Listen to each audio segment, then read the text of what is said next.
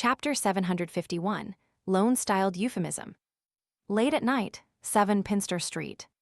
Leonard Mitchell sat on a chair with his legs raised onto the side of his desk. Following that, he leaned back, causing the wooden headdress to creak from the pressure. His breathing gradually turned long and slow. After an unknown period of time, his eyelids drooped and covered his eyes. At this moment, Leonard's spirit had arrived in a gray, hazy world, but he was still in his bedroom. He flew to the window and saw thick gray fog blanket the nearby streets and extend outwards. It seemed to be embracing all of Backland. The street lamps along the streets and the warm light from the different houses appeared abnormally dim. They were only able to illuminate a very tiny region, and everything seemed to be tainted with a sense of blurriness. At the same time, blobs of illusory oval lights appeared as they enveloped a house in an intersecting manner, as though it was the source of their existence. This was the city through a nightmare's eyes. Leonard followed up on his previous investigations and leaped out the window in a nightmare state. He then flew to 17 Minsk Street. He didn't attempt to storm in. He stood at the door in the thick fog as he politely pulled the doorbell. Cuckoo, cuckoo. Dressed in her nightgown, Stellan Sammer opened the door. She placed her silver-inlaid pleated fan at her chest as she asked in confusion and puzzlement, "Who are you looking for?" She was none other than Klein's landlord back when he was acting as Sherlock Moriarty. She was a blonde-haired, blue-eyed lady in her 30s. Leonard had already changed into a black-and-white checkered police uniform. He casually showed his identification and asked, "Do you know Sherlock Moriarty?" Trapped in the dream, Stellan's reaction was very slow. She asked after a few seconds, did something happen to him? Just as she asked, her impression of Sherlock Moriarty appeared beside her under Leonard's influence. He wore a half-top hat, a double-breasted frock coat, gold-rimmed spectacles on his nose, and a bushy mustache around his mouth. This was identical to the information he previously received about Sherlock Moriarty. Hence, he didn't show any doubts and said, "He's been involved in a case and is undergoing an investigation. I hope you can cooperate with us." All right. Stellan wished to raise her chin, but for some reason she felt a little horrified. Leonard thought for a second and asked, "Since when did he rent this place from you?" "Early September last year," Stellan said after recalling her memories. Leonard continued asking, "What do you know of him? Or should I say, what kind of person do you think he is?" When that was mentioned, Stellan appeared as though she had long considered the answer to such a question. "He comes from Midseashire, and he has an accent from that area. He's a very capable detective, and he once exposed the adultery which Mary's husband was undertaking. However, his income isn't too high. He doesn't even hire a full-time housemaid. All he can do is get my maid to help him part-time. My children tell me that he's good at telling stories, especially detective-related stories. This might be why he had chosen this profession." Without giving Leonard a chance to interrupt her, she droned on incessantly, "He's not as boorish like the typical detective. He went to grammar school and studied history. What leaves me most envious of all is how he obtained Mary's gratitude. He joined the Kellogg Club where its members are people with significant status. I've only been there a few times." Later, he apparently became famous in the detective circles, and private detectives often came to look for him. Leonard lost his patience, listening to her drone on, as he couldn't help but rub his temples. He had failed to obtain any useful information from Mrs. Stellan. Apart from Sherlock Moriarty's poor financial situation and him being good at telling detective stories, the rest was within the scope of what he had previously investigated. He even knew that Sherlock Moriarty had good ties with Isengard Stanton. "Next, I'll investigate those from the Kellogg Club who have good relationships with Sherlock Moriarty." Once he patiently finished listening to Mrs. Stellan's droning, he immediately thanked her and left her dream. 160 Birkeland Street, inside Dwayne Dance's mansion. In the hall that could accommodate more than 100 dancers, Klein was embracing a lady in her 30s as they danced. This was the etiquette teacher that Walter had hired. Her name was Wahana Heisen. She had a common name, but she wasn't ordinary at all. Her facial features were only above average, but her disposition was impeccable. Her every action was filled with charm. According to Walter's introduction, she was born in a baron's family. She received a good education from a young age and later entered the palace. She had the job of court lady until she was married. As her family had declined, and her husband's financial situation was only ordinary, being a believer in the Evernight, Goddess prompted her to choose to become a private tutor in etiquette. She often went to the families of nobles and tycoons to teach their children. Although the butler didn't spell it out, Klein knew that he couldn't perform badly in front of this lady, or there was no way to save his reputation. The way members of high society asked about a person's situation was mainly through common acquaintances, and at times, the interaction between servants also mattered. With nimble footsteps and graceful moves, the black-haired Wahana nodded approvingly. "Mr. Dance, it's hard for me to imagine you not having learned these dance steps before. In less than half an hour, you're as skilled as a noble who received education on this from a young age." "It's all thanks to your teachings."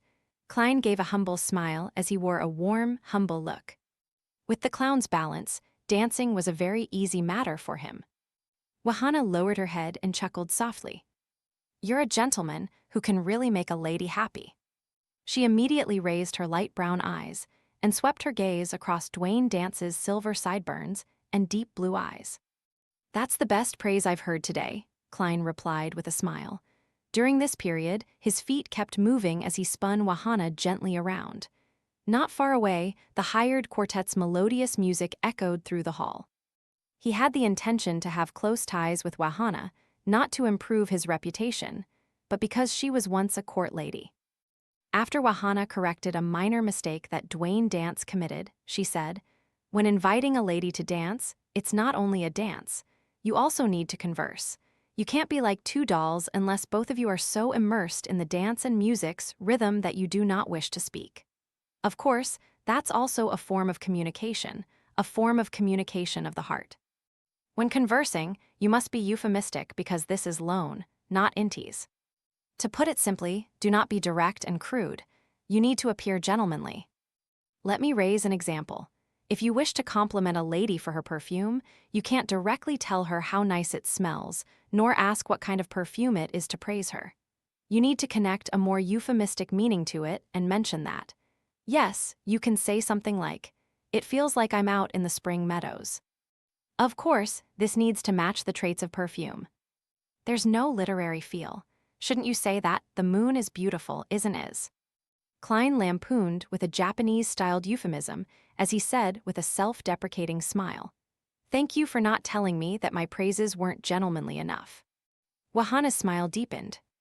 "Mr. Dance, do you know what kind of gentleman is very welcomed by women at social events?"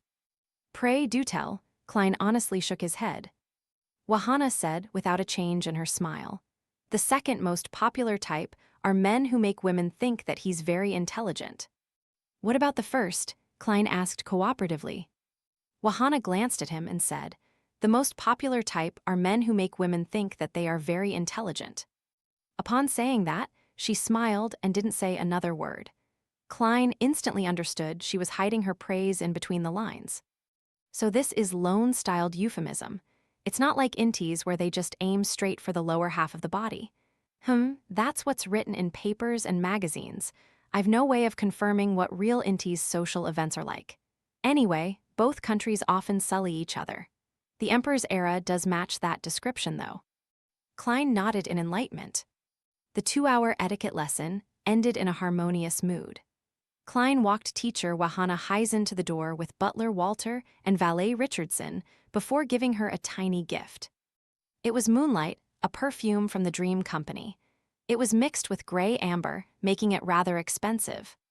As for how much it was, Klein wasn't sure, as housekeeper Tanja was responsible for buying it.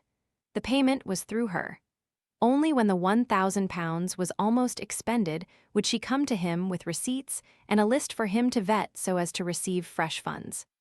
The reason why Klein knew the company and perfume was that his butler had informed him ahead of time.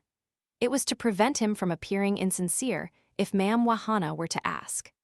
From this detail, he had a deep understanding of the use of a good butler.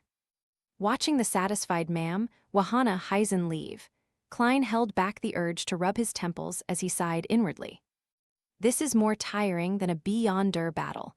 I have to constantly watch my actions and deliberate over my words. I need some rest. At that point, the white-gloved Walter took a step forward and said, "Sir, since you wish for your etiquette studies to progress faster, we can move the remaining lessons forward." What lessons? Klein felt a headache. History, international politics, philosophy, music, as well as general knowledge of sports like golf, racing, hunting. Walter answered meticulously. Philosophy? Klein asked in surprise. Walter nodded. It's one of the most common topics discussed in high society. You don't need to have very deep research into it, but you need to know what others are discussing. You need to know that the origins of philosophy stem from Kungsoka, Merdi, and Patterson, and not Emperor Roselle. You need to know that man was born free came from Lumi. When tycoons first enter high society, many of them often make mistakes in such aspects. They're used to attributing certain sentences and philosophical thoughts to Emperor Roselle. Klein felt his head ache the more he heard. He forcefully smiled and said, "I haven't got any matters to do recently, apart from my afternoon naps and heading to the cathedral. You can arrange the lessons to be at any time." In a dark room, a letter floated up and opened by itself before shaking the piece of paper. In her tiny bonnet, Sharon's figure was outlined. She grasped the letter and seriously read through it. She then wrote a reply and set up a ritual to summon Sherlock Moriarty's messenger. During this process, she didn't forget to prepare a gold coin. Soon, Sharon finished the incantation as she watched the candle flame burgeon and be tainted with a gloomy green color. Rionette Tinker, with the four blonde, red-eyed heads in hand, appeared out of the candlelight and appeared before Sharon. Sharon's eyes constricted as her doll-like face suddenly showed immense emotional fluctuations.